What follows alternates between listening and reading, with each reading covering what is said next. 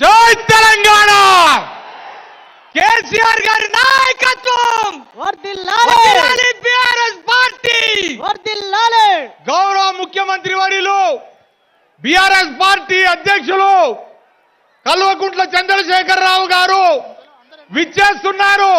పెద్ద ఎత్తున మీరందరూ కరతాళతోని స్వాగతం పలకాల్సిందిగా కోరుతా ఉన్నాను. అలాగే వారితో పాటు గౌరవ ముఖ్యమంత్రి వర్యులు ఢిల్లీ ముఖ్యమంత్రి వర్యులు అరవింద్ కేజ్రీవాల్ గారు విచ్చేశారు. వారిని సాధారణంగా వేదిక మీదకి ఆహ్వానిస్తా ఉన్నాం.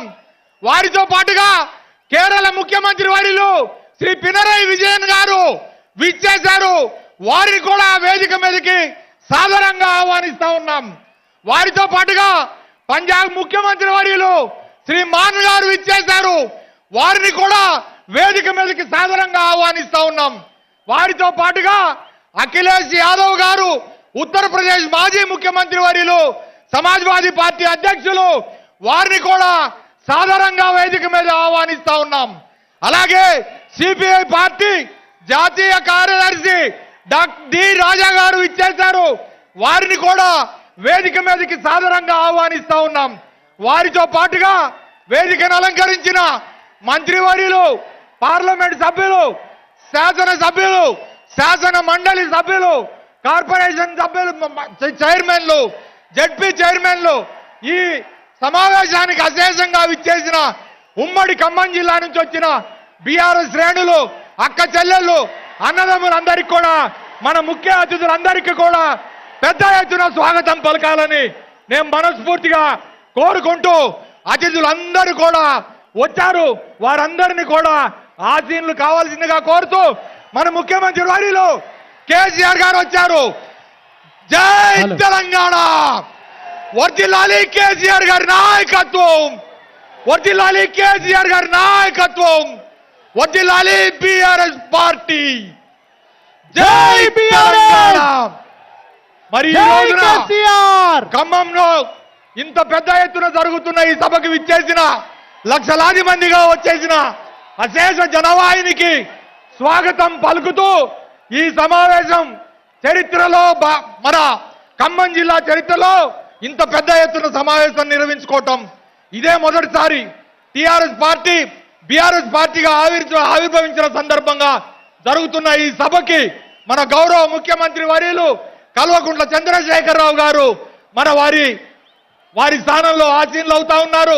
వారితో పాటుగా అరవింద్ కేజ్రీవాల్ గారు భగవంత్ సింగ్ మాన్ గారు విజయన్ గారు వారితో పాటుగా వచ్చిన అఖిలేష్ యాదవ్ గారు డి రాజా గారు కూడా వేదికను అలంకరించవలసిందిగా కోరుతూ ఈ సభని ముందుకు తీసుకెళ్లవలసిందిగా మన నాయకుడు కేసీఆర్ గారిని కోరుతూ విరమిస్తా ఉన్నా. జై తెలంగాణ. నాతో అందరూ చేతులు పైకి ఎత్తి లేపి ఒక్కసారి కేసీఆర్ గారి నాయకత్వం కేసీఆర్ గారి నాయకత్వం కేసీఆర్ గారి నాయకత్వం. ధన్యవాదాలు. జై భారత్ జై బిఆర్ఎస్ జై కేసీఆర్ देश की नेता केसीआर देश की नेता केसीआर जय बीआरएस जय बीआरएस बोलो स्वतंत्र भारत की जय जय भारत जय भारत.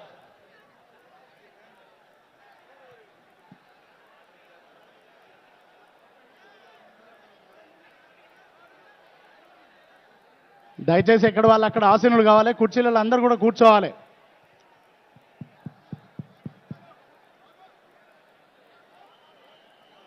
పువ్వాడ అజయ్ గారికి ధన్యవాదాలు. గౌరవనీయులు పెద్దలు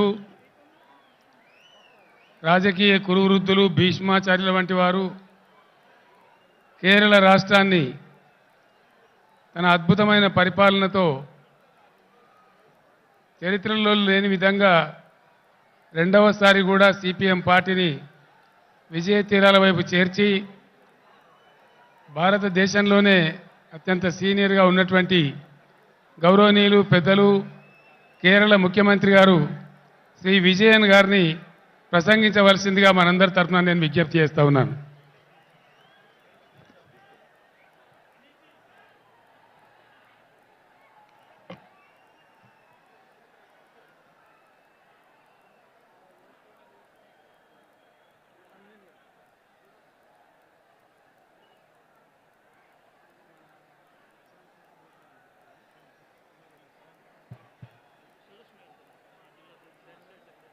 Dear sisters and brothers, this Mammoth rally is being held at a time when the basic tenets of our constitution are facing a series of threats from the people who are at the helm of affairs at the center.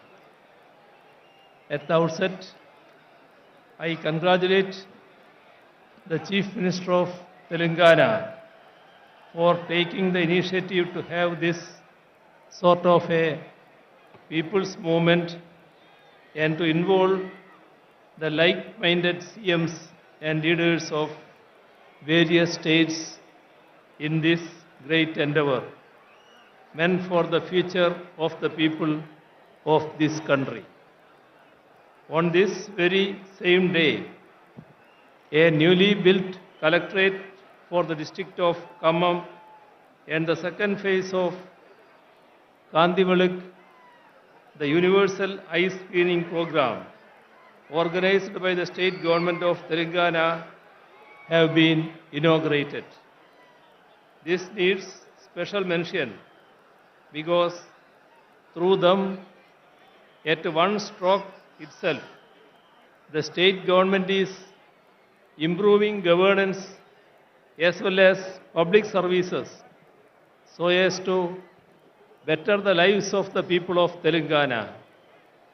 Let me state that Kerala and its people are with the state government of Telangana in all their pro-people initiatives. I have come to understand that decentralization of governance has been a hallmark of KCR Garu's administration. During the tenure of his government, collectorates have become state-of-the-art integrated district office complexes. All district departments are co-located in them for the convenience of people. And as far as the Kandivalak program goes, no such mass eye testing program has been conducted in the history of our country. Kandivalak means light for the eyes, or a torchlight showing the path. Today, with this public meeting, we are showing the path forward for the nation.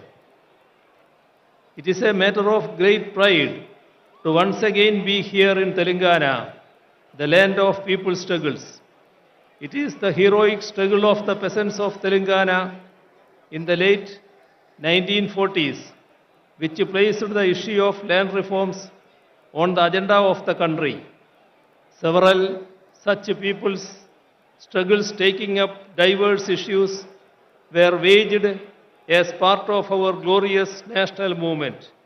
It is subsequent to centuries-long such struggles that our country won its freedom from the colonizers. However, today we have a peculiar situation in which a political formation that was not part of our national freedom struggle is in power in the country. The followers of those who tendered unconditional apologies to the colonizers and promised to serve the imperial crown are at the helm of affairs today.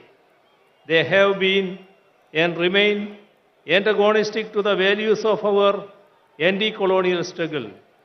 Ideas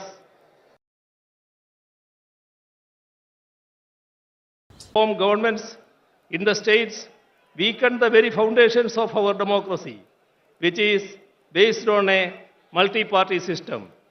Such a multi-party system is essential if we are to preserve and promote our diversities while remaining united as one. Unity in diversity is the most cherished of India's ideals. It is what has defined us as a nation right from the days of our freedom struggle.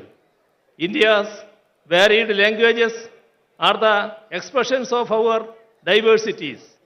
Our mother tongues are part of our cultural identities. However, efforts are on to portray Hindi as the national language while sidelining all our native languages, be it Telugu or Tamil or Kannada or Malayalam or Bengali or Odia or Assamese or Punjabi or Urdu or Gujarati or Kashmiri and so on. Imposing Hindi by doing away with our mother tongues will affect the integrity of the nation. Even the independence of our judiciary is being attacked. The statement of the 2.2% to 0.8% infrastructure sector has declined from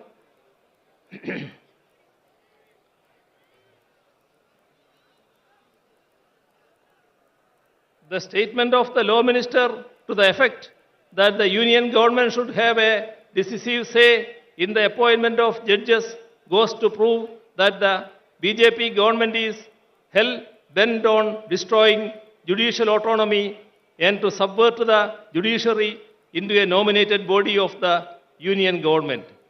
The Chief Justice himself has resisted the move, and it is commendable that the judiciary in general and the Supreme Court in particular have taken a firm stand, keeping the spirit of the independence of judiciary high. Not merely members of the Union Cabinet, but even the nominees are trying to meddle with the autonomy of the judiciary.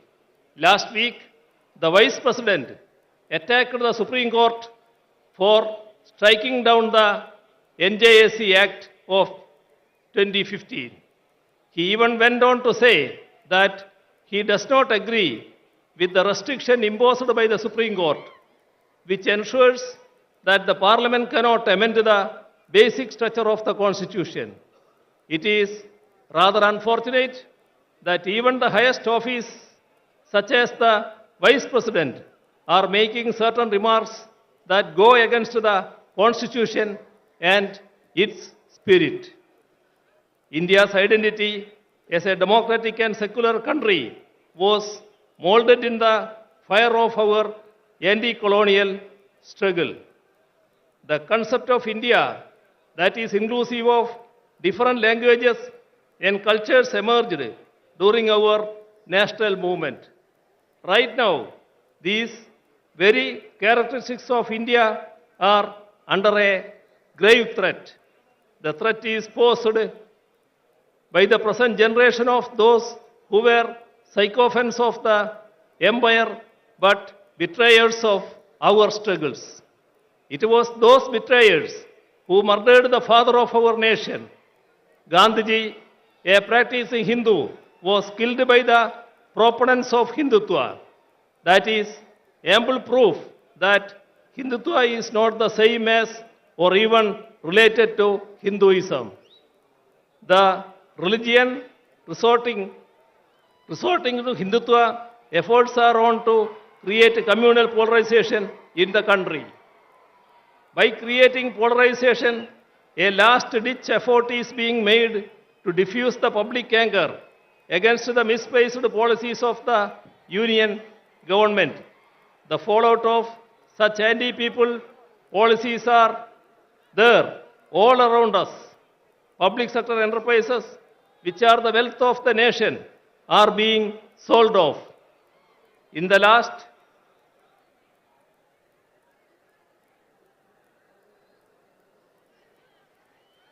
last budget alone, rupees 65,000 crores was sought to be raised through their sale. They say that they do not have money to provide relief to the ordinary people, but they have written off corporate loans to the tune of rupees 11 lakh crores in the last 5 years alone. This amount would have sufficed to ensure food security to the entire people of the nation. The MGNREGS envisaged by the left as a scheme to aid the rural population in their distress is being scuttled. Allocation for it and work days are under it are repeatedly being cut down. the country's development is in doldrums. Figures denote that DGP growth has declined from 7.4% to 4.7%. Industrial growth has plummeted from 2.2% to 0.8%. Infrastructure sector has declined from 19.4% to 9.8%. With regard to foreign exchange reserves too, the country is headed for trouble. Our forex reserves have shrunk from 642.2 billion in 2021 to 528.37 billion US dollar last October. The constant rise of petroleum prices has pushed the people's lives into misery. All this has made life extremely difficult for the common man. There is a sharp increase in hunger and poverty. In the global hunger index, we are 107th among 121 nations around the world. 80% of the people pushed into poverty because of COVID are in India. Imposition of GST on essential articles has spiked price rise. Last year, India's wholesale inflation has touched a 3-decade high. Price rise is as high as 39%. Even amidst such dire circumstances, welfare measures for the poor are being denied. Atrocities are being committed against minorities, women, SCs and STs. The idea of equality is given a go-by.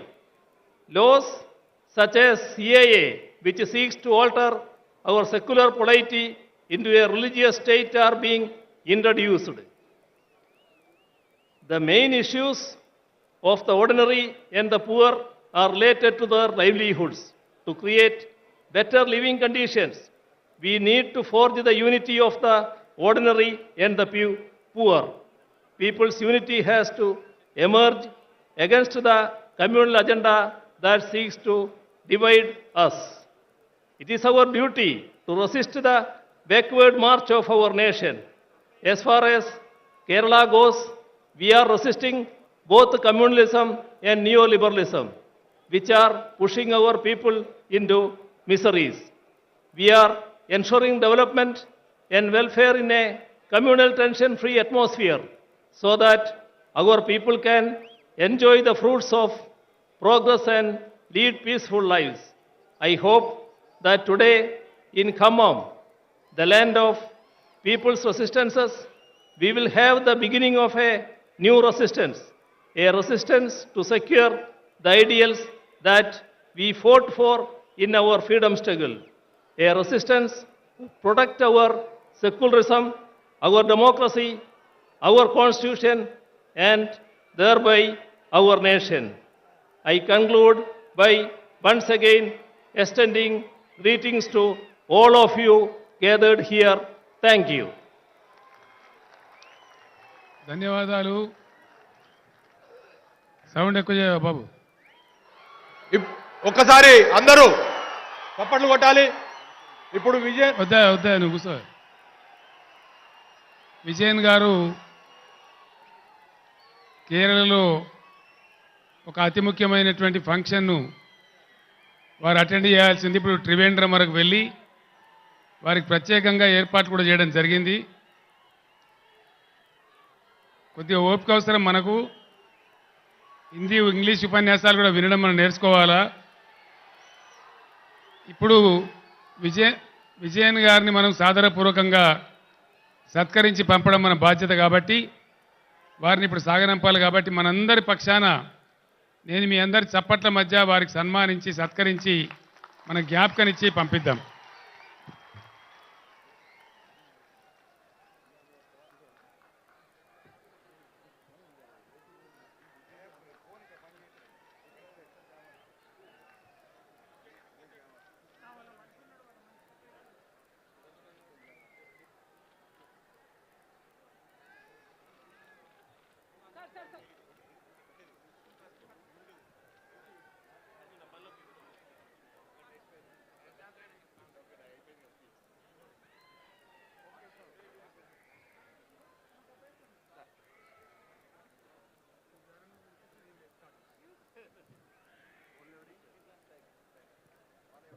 ఇప్పుడు మనము ఎర్ర జెండా నాయకుల ఉపన్యాసం విన్నాం.